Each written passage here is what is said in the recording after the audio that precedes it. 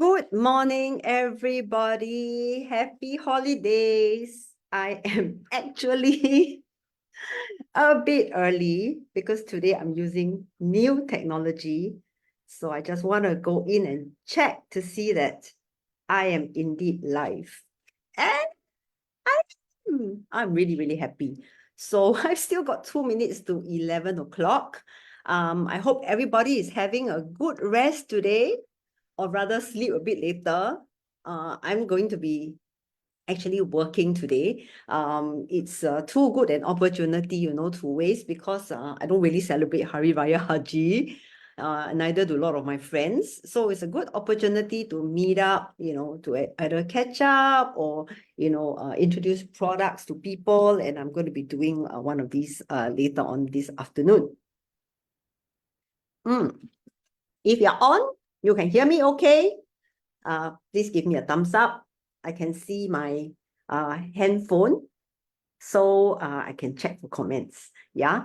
Okay, 1 more minute to 11 a.m. And today I'm going to be sharing slides.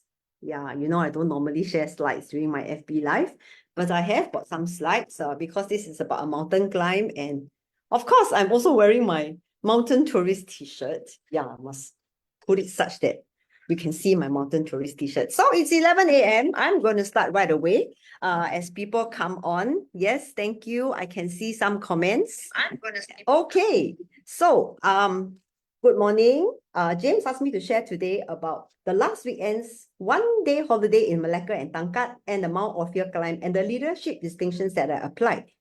I want to first make one point. I realized upon reflection that, leadership distinctions are for life, are for us in our everyday life. And it's not just for business, or for a mountain climb. But on a difficult mountain climb, these distinctions seem to come more into play or they become more obvious. And that's exactly what happened to me. And after a climb, it's always good to reflect. And I'm very happy to share my reflections with you. So I want to say something first. Pre-climb. We set off at 4:30 a.m. on a Saturday morning in 2 cars. Now, even setting off at 4:30 a.m. didn't happen spontaneously or smoothly. I actually paid attention to what was happening in the chat group, and I realized that the second car was setting out an hour later than us. They were only going to reach the causeway at about maybe 6 o'clock. And I knew from speaking to a Po Huat who's very experienced that if they reach at that time, they are going to be caught in a massive jam. And how does that affect everybody, including myself, right? It will affect our R&R time because we are going to reach Tangkak hours ahead of these people, and then we're going to have to spend hours waiting for them at a town where there's nothing to do, when we could be actually having a quick breakfast and then heading to Melaka. So I intervened. This is the distinction that I found was working for me. If it's to be, it's up to me. I don't say things like, who am I? I'm not the leader. We're in two separate cars. Let people do what they want to do. No, because I also believe in playing team, right? Teamwork, team players being committed to a common vision. And I knew that many people were also looking forward to this pre-climb holiday. So I want win-win, right? So in the end, we set off at 4:30 a.m. and we had the whole day before us to go and explore Malacca and all its wonderful food. Yeah, so really the distinction right from the start was, if it's to be, it's up to me. And I had teamwork, team players being committed to a common vision in mind, right? So then let me share slides. Okay, so ta-da!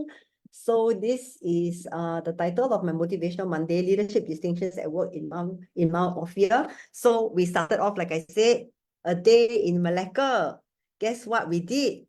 Ta-da! I brought them to Auntie Ko's Jendol. This was introduced to me by HT back in 2012. And Auntie Ko kind of disappeared and people thought she's gone, retired. But I took the initiative to do some research on Google and found that she has resurfaced in the form of this little charming shop, and she has got partners running the store now, and her Jendo is just as glorious.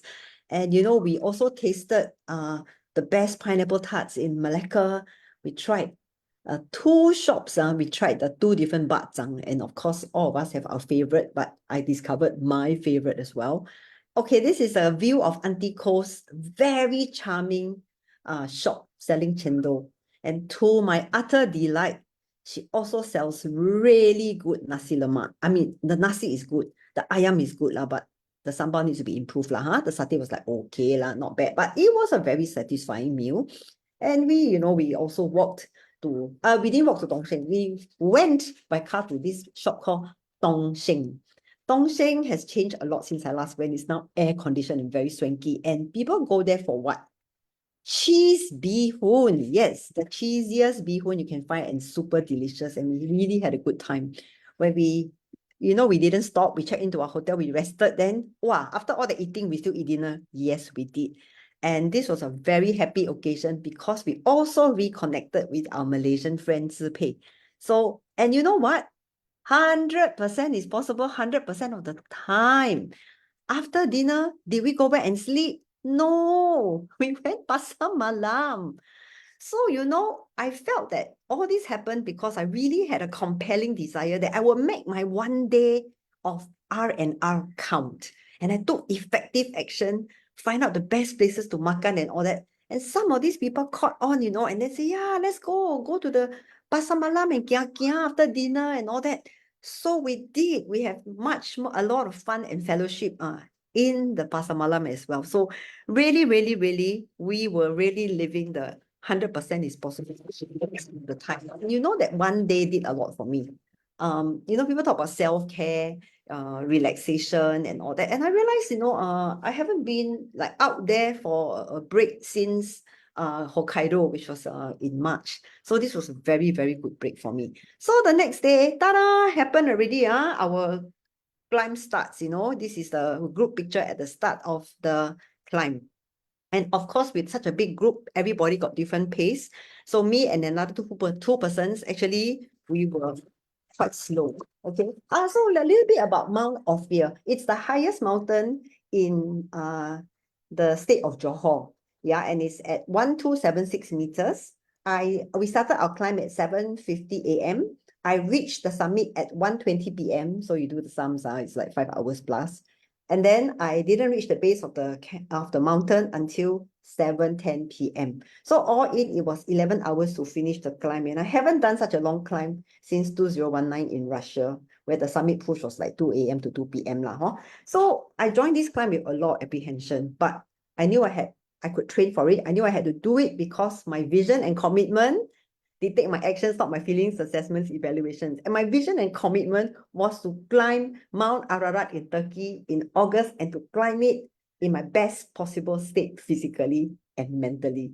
So this is a very, very good training ground. And I was afraid, but I also armed myself with another assurance, which was I had my team with me, particularly James. Okay, and he assured me that he would take care of me. And when he says that, he always honors his word with action, and I can trust him. So teamwork, team players enable me and embolden me to take on this climb, even though I really don't know how I will perform. I mean, I didn't climb 12 hours since 2019. How I know, right? So anyway, so here are some highlights of the climb. And as you know, I am spouting distinctions as I go along to tell you how I applied them. So I keep hearing about this place called the KFC. And then they always joke that there's KFC on Mount Ophir. Of course, it's not Kentucky Fried Chicken. This is a point that's called Killers for Climbers or Killing Fitness Center. This point, until the end of this point, is killer because it's steep. It's got rocks like this. It's got something at 27 ladders like this. It's got rocks like this that are so steep you need a rope to help you haul yourself up. So of course it was very, very difficult for me with very little arm strength. And see, this is me at the end of the KFC stretch, like completely zonked out. But there was never a question that I would do the KFC because of team. We want to be moving together, and team helped the bar high for me.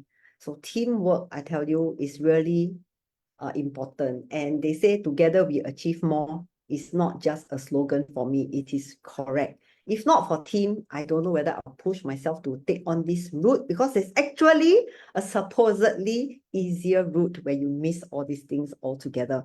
But having done this, I feel very, very happy and very, very proud of myself. And I can honestly say, without team, I cannot do this. Another part of the climb where I was actually panicking a bit is when I was left alone for a long while.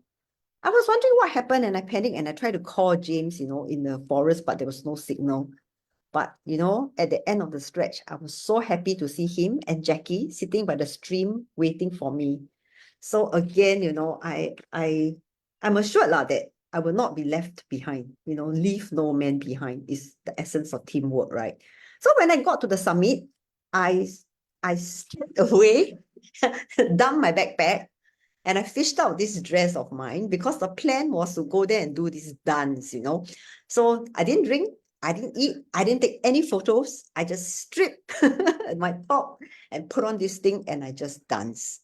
And after that only we did the mandatory summit picture. I tell you, this is a very significant moment for me because my friends impressed after that, say, how come this Ang Hwee Suan never think of even drinking or eating straight away, Wow, she really very, very super on. I think super on is another word for being committed. And really, my vision and commitment dictate my actions, not my feelings, assessments, evaluation. I may be tired, I may be what. But you know what? These people have been waiting on the summit for me for more than an hour so that we can dance together, take picture together. How can I let my team down? So no question. You can see some people didn't change, but there's no question for me, I changed. I change and I dance and I do my very best. And we got a video to prove that we did. Later, I will post a video in the comment section. So yeah, the thing is done.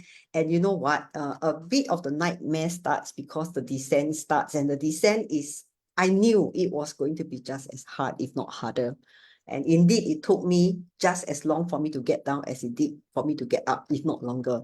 Because the terrain was like this. It was very, very, very tough. And this was when the biggest distinction for me was teamwork, team players being committed to a common vision. And James was the one who stayed with me all the while.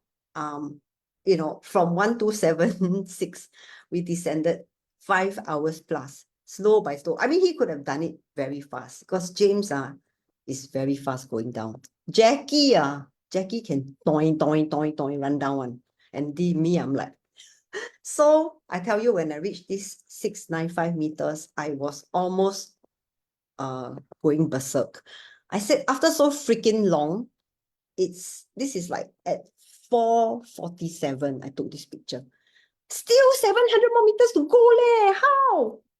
And then James found this sign on the floor. He took it out and we took a picture. And I'm reminded, today I'm thankful. And from this point on, he kept reminding me, look at the beautiful forest. Are you not thankful for this? Look at the weather. God gave us such good weather. Are you not thankful for this? And although I couldn't really answer much at that point because I was like puffing and puffing, I felt in my spirit, yes. And then another saying came to my mind from Jim Rohn. Don't wish it was easier. Wish I was better. And this is exactly actually what I've been working for. I have become better, even though it took me very, very long.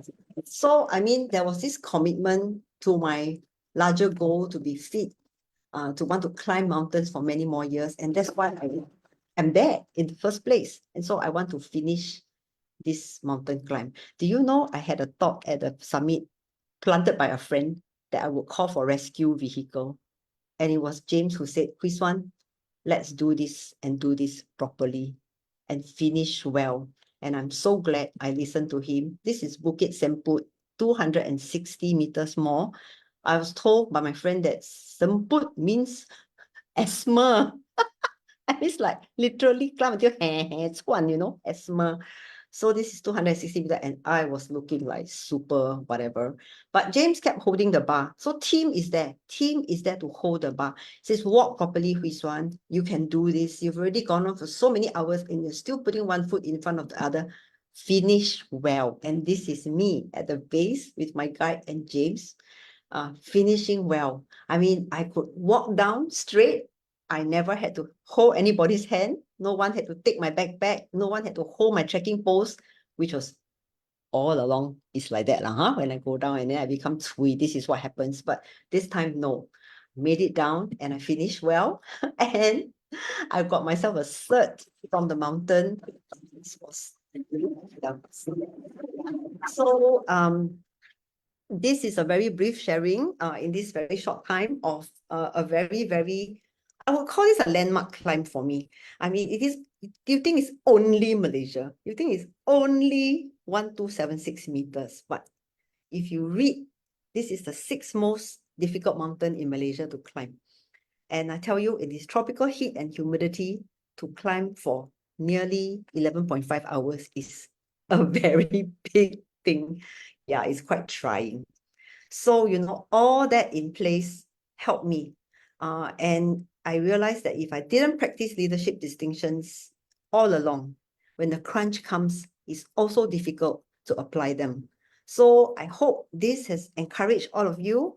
And I've really learned so much preparing this and sharing this. And I'm so happy I got over this hump of a Zoom to FB live thing, and finally I got this thing learned as well. Also, thanks to teamwork from James, who taught me, and then I recorded all the different steps. So thank you, everybody, and we look forward to seeing you tomorrow on Tuesday Tips. Bye. Have a great day.